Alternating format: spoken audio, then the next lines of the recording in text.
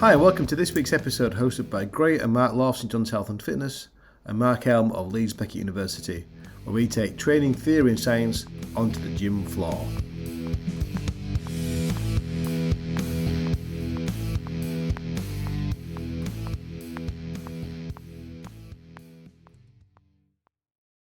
Ecstatic. Hey up everybody, welcome back to the Yorkshire Fitness Podcast. Today is episode 26. Why do you look at me every time? It gives me a gone sideways. It gives me a funny look. Every time I introduce this podcast, it just gives me a funny look. I like the sideways. You like the sideways on. If you watch on YouTube, give us a thumbs up or thumbs down. Like the great new new position. The new position, because generally I direct questions that. He thinks it's Parkinson now, doesn't he? So episode 26, so today we are just going to have a chat about as general training we've been doing, personally a little bit, but we've just kind of done another challenge, a recent challenge involving all us members of the gym. We just did a really big walk. So we're going to talk about that a little bit further. We're going to talk about future challenges that we've got coming up and as training around them. So hopefully just to help people who are doing, plenty of people do charity events, there's loads of different challenges, and any of our members who are training up to do safe, to do the events with us, it's like how we put us training programs together, basically. That's right, isn't it, boys? Yeah. So a quick 20 minutes, really, just to recap on things that we've been doing over the last few weeks, leading up to this big walk that we did on Saturday, which went really well, and then as next couple of challenges that we've got coming up, which is the Para 10 in Catterick, and then we're going to do, for anybody who knows the Scamandon Steps in Scamandon, where Scamandon Dam is. It's on M62. I don't know the actual. I have known nothing about this. Nothing about it. You need to tell me. You're coming to do it with us. We are going to do a group challenge on the Scamandon Steps as well one day. That's going to come mid-September. So we're going to chat about that a little bit, about what that entails. All right. So I'm going to pass on to you two, and let's go. Elm first. What have you been doing training-wise last couple of weeks? Because we haven't really trained together, have we, for a couple of weeks since? No, because we've been busy with our challenges and training. So what have you been doing? Yeah, well, I think it's quite useful to talk about this, because I think we talk a lot about what other people should do, and to then share what we do is probably quite helpful as well. So I am still trying to squat double body weight. Right. I'm still nowhere near squatting double body, but I'm making progress, which is nice. Where are you? Where I'm still miles away. I've actually done the test. So what happened was probably a month ago, I started a new kind of training program for probably about 6 months before that. I've been struggling with this kind of hip flexor issue, and I couldn't get rid of it. So I've been trying to kind of persevere and rehab and stuff like that, and it just wasn't shifting.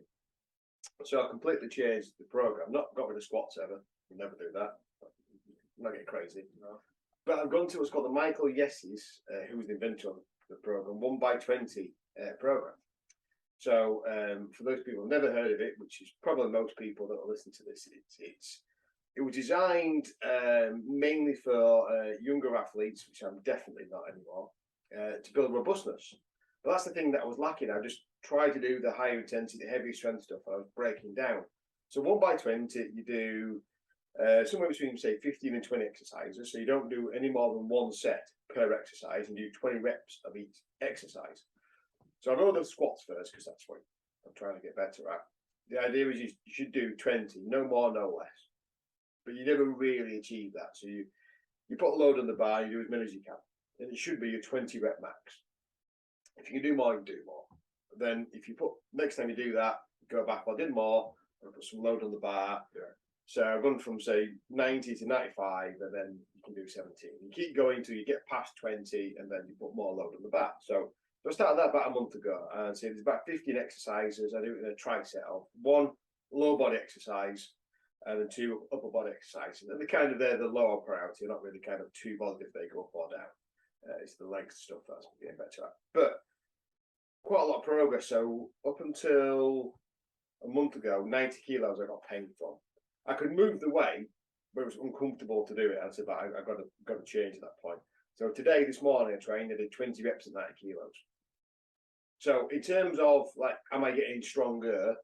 I don't know, because that wasn't really what I was trying to get out of this program. But I've moved on quite a lot. I can now tolerate 90 kilos pain-free, which for me was like a big kind of line in the sand moment. Well, I've kind of definitely on the path to getting past this fucking annoying injury that I've had for donkeys. So so I've been doing that, and all the lifts are getting better. But what happens is you up your load in the first exercise, but by the time you get to the last one, your legs are screwed because you've fried yourself on the first one. But again, you kind of go down the list and become less and less of a priority, become more assistance rather than primary. So the first round of 3 back squats, and then the second round of 3 is Bulgarian split squats for 20. So getting better at that. And I've been. So you use 20 reps as the cut-off point. So if you can't quite get 20, you just keep working. If you fail on 17, you do it the same way. How often do you do this session? I'm trying to get to having like a low and a high week, depending on my circumstances. So in a high week, I try and do 4 weight sessions and 2 runs. Yeah, that'd be unusual, but that's kind of the ideal goal. And then a low week, the kind of minimum I'd do would be 3 weight sessions and 1 run. So try and do at least 3 or 4 weight sessions a week, and I can do that every day. Obviously, by the 3rd day, I'm knackered, and I probably find that I can't do the weights, but I feel like I could train. Whereas before, if I did the session, that my hips would be really sore for a couple of days, and I feel like I really couldn't get into training that frequently. Whereas this one, I can run very slowly, but that's nothing to do with the weight sessions. So I feel like I'm building robustness. That is making me a bit stronger, but it's more like I can access the strength I had before. Whereas before, I felt like I was strong, but I was just like uncomfortable to get there. So you're doing this 20 rep training session 3 times a week? 3 to 4? 3 or 4 times a week, And do you just mix the exercises up? No. You come up with that plan, that's it. So you are back squatting 3 times a week, 20 reps. Yeah. Right. Cool. But that doesn't bother me. Like for some people, some of the athletes I've coached before, they find that hideous. They could never think that's the good idea. For me, it doesn't bother me at all. Like I like that. Just bang, do that. Well, I think more people are understanding a little bit more, aren't they? Like when it comes to your strength, we try to get that though. Sometimes you have to do the same training, don't you? Yeah. It's not like a HIIT session where you can just do loads of random exercises, because the idea of a HIIT session isn't to get stronger. You're not trying to improve your squat technique. Are you doing bodyweight squats? You're not trying to get stronger at squatting by doing 30, 40 squat jumps. You're trying to get your heart rate up, and it's the different benefits. But when it comes to strength training, it's repeat, and to get stronger on a back squat, you need to back squat. So that's been going quite well. And then I've added in some 5K runs, which can't do very bad. I just have to get them done. I'm going. This is, and I've only put it in not because I have any aspirations to run a time. I do that just for like longevity, health. Like I went for a run and I'm like at 35 minutes for 5K, and I'm like, that's just shit. I mean, there's some people. It doesn't matter though, does it? It doesn't matter, but I think for me, being who I am, doing what I do, and just for like general overall health, to not be able to run 5K in under 30 minutes is not okay. And for some people in their different circumstances, that would be a good time. I'm not saying that's a shit time for everybody. For me, not long ago, I was running 25 minutes for that, and I'm running 35 minutes for that. Not that long ago, certainly past 40. So to increase by 10 minutes is like, no, I'm not happy with that. So I don't want to be a good runner. I don't enjoy running, but I'm saying I have to go and get this done, because if I don't, like my cardio, like my metabolic health is not going to be great. And part of this journey I'm on to be double bodyweight squat is, we talked about this in our kind of over 50s podcast, didn't we? Which we'll have to get the people who listen to this. We did one about training when you're past 50.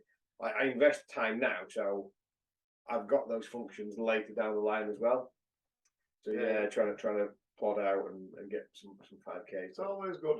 I've just been saying that I'm going to get back into it. I need to just. I think for my head, I think for everything, I'm gonna start building running back in. And just don't do enough of it. And it just does you good. So, like you said, that cardio. I do get the cardio. We've been doing this cardio still, but we've been doing it on rower. But just to get out and run, it just, I think, everything, it clears it. But I was going to say about our training, I don't think I've fully switched into training since we did 24-hour challenge, me. No, I don't think I've fully been into it. I think it took a lot more recovering than we probably realised. So for those people who maybe missed those episodes, talks about that challenge again. All right, so quickly on that one, we on machines up here, which all we've got is a curved self-powered treadmill. We've got a watt bike, a skier, a rower, and us alongside as members covered the distance of John O'Groats to Land's End we ended up doing it in just over 20 hours. Me and Gray were working hour on, half an hour off for the full thing. So we do 30 minutes on one, 30 minutes on another, 30 minutes off. And we continue. Members were coming. Do we do 13 hours in there? Yeah, I think so. Members were coming in and doing half an hour slots, paying, and that was the fundraising for charity. We're raising money for hospice. So we did that and felt great after, but probably took more out of us than what you realise. Maybe mentally, everything, it maybe took more out of us. So getting back into training was quite tough, but straight away, because we enjoyed it and all members got involved, and certain people, and I'll mention Vic, he'll probably never listen to this, but he'll say, this is what this gym's all about, man. You've got to do more of these things. So we quickly organised, well, I say organised, we said we were going to do it. There wasn't much organising going involved, and anybody who knows us will know that's not one of the strengths. We walked the Wakefield Wheel on Saturday, which is a 38-mile circular walk around outskirts of Wakefield, which is a bike ride, really. It's known for it. It's a popular bike ride. You know, people go mountain. Loads of people ringing the bells at you as you get to the way. Yeah. People bikes coming through. 25 walkers. Blocking path. We must have done a few people eventing on that. And we did it. I think did 26 people finish it? Did we end up doing? We did. 25, This thing. So, and it was tough. If anybody's walked that kind of distance before, or I don't know, maybe above 15 to 20 miles, if you've walked above that distance before, it's hard. It's just the time on your feet. It's your feet soreness a little bit. It's, you know, for me, it's when you talk about hip flex, I felt like I got tennis balls on either side. Mainly the day after, I didn't feel that bad, but there were a lot of people in a lot of pain, but they did it, and they were amazing. Everybody, it was superb. Again, you know, just how people come together and do stuff and encourage each other. It's just, but to be part of them, they're a little bit, what's the word? I suppose a bit humbling, really. You know, when you see people and they push themselves to get through, and you get to see it and alongside them. I don't know. I really like it. It was good. And then after, the fastest, most enjoyable 4 pints I've ever drunk in my life. I was battered within an hour. Well, I was battered within 25 minutes, I think, but by just 4 pints never touched sides, it would do. But it was great. Just brilliant atmosphere again off everybody. Everybody helped each other out. So we did that, didn't we, on Saturday? So we did that in 12 hours. So 38 mile in 12 hours. That's my running pace. Yeah, I thought that when you were on about that, to be honest. And it wouldn't get me that long in one day, but across about 6 months. Yeah, so before we go on to this next one, as Para 10 one, I've got a question for you. So I am being Parkinson now. Question to Not you. He's only getting better at Parkinson. So So quick physiological question for you. So I've been running because we're training for this Para 10. Yeah. Been running with my 17-kilo rucksack on recently. Pretty much every one of my runs, even like little runs to the gym, I've been putting the rucksack on. Even going training with lads running about, I've been wearing the rucksack just to get me used to it. Yeah. Last Thursday, I just decided to go for a run without. I'd been suffering with my neck a little bit. I'd had a bit of a flare up, so I thought I'm just going to go for a run. I'll just go do a 5k run. In my head, this run is going to be easy because I'm minus 17.5. I've just lost 17 kilograms instantly, haven't I? Mm-hmm. So I set off and I was thinking, I'm not going to go out to break any records, but I'm going to run. That run I did, so I've been doing my 5Ks with the rucksack in 30 minutes, and I did 10K last week in an hour with the rucksack on. So I was thinking, it's going to be easy, a 5K run without the weight. There's a question coming soon, I'm sure. Yeah, I did it in 25 minutes, and it was up there with the hardest 5K run I've ever done. What is there a reason why? Because as my body adjusted, the question is, has my body adjusted to running slower, 6-minute kilometers with the weight? So then when I've taken the weight off, and have I changed my running style? Because why would that run so difficult? There's a question. So there's a lot of variables to consider when you think about why did you run at a particular speed in a particular day? And you mentioned physiology, you've got biomechanics to throw in that as well. So we'll take the bag element first. So what you do when you put a 17-kilo bag on your back is you're raising your centre of mass and you're moving it to the back. So that massively interferes with your centre of balance, your running mechanics, where you put your foot straight down. So when you're running normally, you should be ever so slightly leaning forwards and kind of have like a 4 foot point of contact. You shouldn't be heel striking. You should be kind of almost like a ball of your foot, and you're almost like catching yourself and falling over as you're running, and that's the kind of natural gait cycle that keeps you able to run slightly faster. What I would imagine that you've been doing with a backpack on, because of the way that the load is, you're probably more somewhere between a walk and a run. Yeah, I suppose it is, yeah. Probably heel striking. Yeah. So if you then carried on your heel striking pattern into your normal runs, you're not going to be fast. Because if you heel strike out in front of you, you're kind of almost slowing yourself down, then you're pulling yourself up forward over your foot, which is very inefficient. Yeah. So that could have happened, but without getting you on the gait analysis, we'll never know. The thing that's more likely to happen is, I think this is quite an important thing for people to hear generally, is that fitness on any given day changes. It shouldn't change dramatically. You shouldn't have like huge, massive swings from running a 30-minute 10K to a 60-minute 10K. You shouldn't double your kind of the time it takes in a particular task. But you're going to have variance every day. And that can be down to sleep, stress, hydration, fueling, accumulation of fatigue, mindset, you name it, and all these things swim around this big kind of fog of kind of training status. So you go out for a run, you'd like to think that I feel good, but you just don't really know until you get out there if you're going to feel great or not. And it may be that one of the days you've taken the backpack off, but you've accumulated enough fatigue from wearing the backpack, all these different things, that you've just built up some fatigue, and when you went for a run, yeah, you thought it was going to be great, and it wasn't. And I think you see it more in running than you do in other things. If I went to do a strength session, I don't see a massive difference. I'd have to, unless I've had a really bad night of sleep, or I've had like 3 or 4 heavy training days back to back, and then I would notice there's a drop off in velocity or in strength. But I think if something like running, I think it's a lot more observable. Yeah. So I think it's probably a mixture of lots of different things. So I'll probably say when you go for a run, it's a measure of your fitness on that day rather than your measure of fitness overall. So if you went to run the next day, depending on what you did and how much you recovered now you refueled, it might be you're faster, you might be slower. It's hard to tell, but it shouldn't be a huge swing. Yeah. But it could be the fact that you've been doing all this work. It's task specific. So if you've been going lots of running, it might have changed your gait a little bit. But if you imagine you've been running for 40 years, it's hard to imagine that a backpack for the last couple of weeks will change your running gait. Change that much, will it? No. And you might have noticed it for the first maybe few hundred yards until your body realised, oh, okay, I'm running now. I get this now.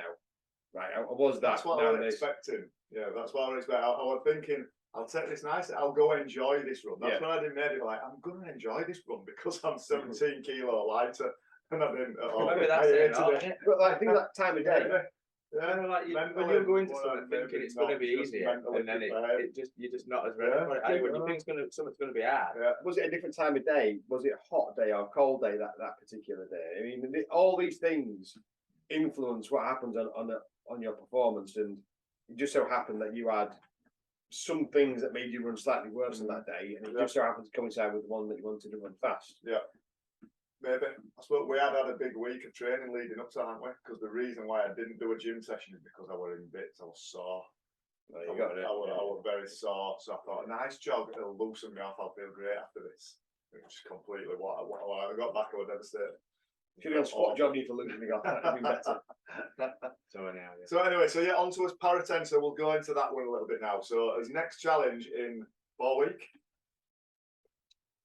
is the para 10 challenge. Elm, you've never done this with us, have you? I've done a challenge, full stop. So para 10 is it's what the parachute regiment do as one of their one of their tests. You know, like the build up to getting into. It's one of their enrollment things that they've got to pass. So it's a 10-mile hike round, or they call it a tab, don't they? They call it tabbing the rucksack running and stuff. So you've got to wear boots, trousers, rucksack that's 17 kilo. The way you're at the start line, make sure it's that. It can't have water in, so you don't get any lighter when you go in. Your water's got to be separate. It's got to be. And the way you're on the start line and the way you when you finish. And if it's lighter than 17 kilos, you don't get your bag, you don't get your thing. It's really good. 17 kilos plus whatever water you carry. Yes. Yeah. So if you're carrying a couple of litres of water as well, it could be probably 19 when you set off. So last year I thought my bag was. I can remember. I thought my bag was 17 kilo. We got to the start line. The weighed it was 20. I'm not going to start. So I'm going to be there. How did you think it was 17? Because on my weighing scales at home, I've got it at 17. But I think I maybe put it to 18 to think, just on day, I don't want it to be light. So I made sure. So how are your scales 3 kilos? I did the parrot. Well, I suppose I only weigh my bag by holding it and standing on the scales. They've got actual like proper scales that you hook on. So we did it with 20 kilo. We did the boot. But anyway, so long story short. So it's a 10-mile trek around Catterick Army thing, tabbing. So with the rucksack in your boots and everything. So we've been training for that a bit. So we've been doing like as from a training point of view for that, we've just stuck to all his leg and his core strength. Your core, you've got to look after your core. Yeah. Because that bag puts some pressure on your back. For 10 miles, so that's how we've been training. So just a combination of strength training at gym and then getting the distance, getting the legs used to the rucksacks. I think we mentioned this a few weeks back, and they move in a different way. So it's not quite walking, not quite running. Because obviously, when you're running, you've got this up and down movement. You kind of launch yourself up to travel over the ground and land. And if you're carrying a 70-kilo backpack, there's a lot of kind of smashing into the ground with that. Well, obviously, if you walk, there's a limit. And like you saw the race walkers, I don't fancy you doing that 70 kilos in your back. When you see the good para, when there's the lads from there, paras doing it, and the Marines want to use it as training. There's loads. It's a great day, a great event. You can see they're really efficient with it, and they're not running. They're not bouncing along. They're really tucked in nice and tight. So they're not. There's no weight pulling them back. Tucked in, but they do. It's a bit like the speed walking thing. I think like they're not lifting. It's nearly like being on a cross train. Yeah, I remember years ago. Remember John Henderson signed for Man United and Alex Ferguson signed for Liverpool. Sorry, and Alex Ferguson said, "Don't like him. He runs from the knees." I can imagine it's kind of running from the knees kind of movement. I suppose it is. You're definitely not bounding, but it's not a shuffle. It's just the most efficient way you can travel and stuff. Oh God, what would we do? We were just over an hour 40, weren't we? An hour 42 or an hour 44. The cut-off point is an hour 50, I think. But some of it, I think the main men, the paras and stuff in the Marines do it in about an hour. So a 10-mile run in an hour is pretty good anyway, isn't it? That's a pretty impressive time without 17 kilo, without the gear and the boots and stuff. So they're pretty impressive, some of them. But it's an amazing day. So that's a really good event. And then after that, we're going to do another little charity one. We're going to do the Scamden steps. So it's about 450 steps. So it's the dam wall at the back of Scamden Dam Reservoir on M62. About 450 steps high in it, and then when you get to the top, it's a 1 kilometre loop back to the bottom of the steps. I can't remember the elevation quite right, but I know it's 450, about 450 steps. My TFL and hip It's really high. It is high, and my God, when you get to the top of that, you've got some lactic acid in them legs, and then you just tick over and you work your way to the bottom, and you look up and it's like, whoa, I'm going again. I think we've done about 5 rounds of it, Amber, when we've been before, 5, maybe 6 rounds. So we're going to come up with a collective height, like Everest or something along those lines, and we'll climb that. As a group, not on you. Not us, not just us. So that will need everybody. That will kind of be the challenge. So we need to. So training wise, we just need to carry on just with a load. What we're doing really, just keep building, don't we? Keep building. But how many sets of step ups can you do? We need to be doing a lot, don't we? They're only little steps. There's a lot of they are really little steps. They're like them in between us because it's like really annoying to just go up one. But if you go up, like if you start going up 2 or 3, all of a sudden you just go, oh, it's just like a bit over, you just blow up. Yeah, that's funny. Like, what do you do? Well, I think I might know some civil engineers or architects might know this, but there's like a standard height for what a step is. Yeah, so your gate, everybody's got this kind of natural gate for climbing up steps. As soon as it's missing that, you're like, I have no idea. Yeah, they're not. They're just steps. Yeah. So so that's I think wrap this one up. What else to add for people listening if they're taking part in anything training? Again, we always say this, don't we? But if you've got any questions about any events that you've got coming up, we've got a mate who's doing a marathon coming soon. I've spoken to Ry Horsley. Ry's signed up to thingy and he's done no training whatsoever. We're going to help him out with his marathon training. If you've got an event coming up like a marathon, a half marathon, even if it's a 10k, if you're a non-runner, let's say, and you're wanting to start doing it, like send us some questions, ask us what good things would work well with different types of training. If you need any advice, if you've listened and you think, oh yeah, I'm going to do that event, I wonder what training I should do to help me with that. Strength training. Ask El. But yeah, Australia, it's generally strength training is the core. We have this all the time. So, the core, the base of everything. Haley will be listening to this and she'll be shouting me for mentioning it. So she's training for the Ponty Half Marathon in October.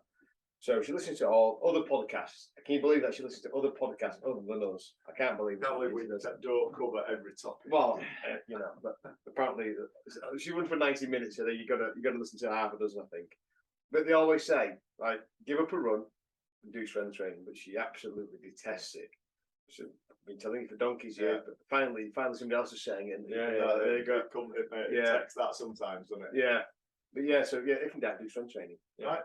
Strength training should be in. There's no sport or there's no activity. Definitely no physical activities or anything that would not benefit from strength training. Well, I think if you look at just being a healthier version of yourself, the government guidelines is to do 2 to 3 resistance training sessions a week. So even if you're not doing it and you're not training for a particular sport, that's a good place to start. Them guys who will follow on Twitter, you'll put it on some, the training as you get older. The Strength for Life. Strength for Life, and they're putting some great stuff out. I mean, there's loads of new research been done again in there just on the benefits of it. Well, I think the one that I was reading it were reduced your inflammation, reduced your insulin sensitivity and increased muscle mass, obviously, and then it was talking about metabolism and stuff like that. So just loads, it's just great. Yeah, they're really good. Yeah, there's a forum on Facebook, I think Science of Running or something like that. Somebody posted a question about going, my strength is my weakness. I don't get out, and then somebody posted, I get all my strength from running. And I was just like, no. I don't need to do so strength. I'm like, go running. No, I can't. No, Mark, let it go. Let it go. Well, I would consider maybe doing 1 to 2 leg exercise sessions per day and every other day, just to build it in slowly. Go, don't bite. No. Yeah. You got any other questions other than that? Please. Cool. Yeah. All right. Thanks for listening. Yeah. We'll see you on the next episode. Thank you for listening to today's episode. If you liked the episode, we'd like you to share with us that on YouTube, Instagram and Twitter. You can listen again on Spotify and Apple Podcasts. Please leave us a rating and a review, and any comments would be more than appreciated. And hopefully you'll tune back next time for our next episode. The Yorkshire Fitness Podcast.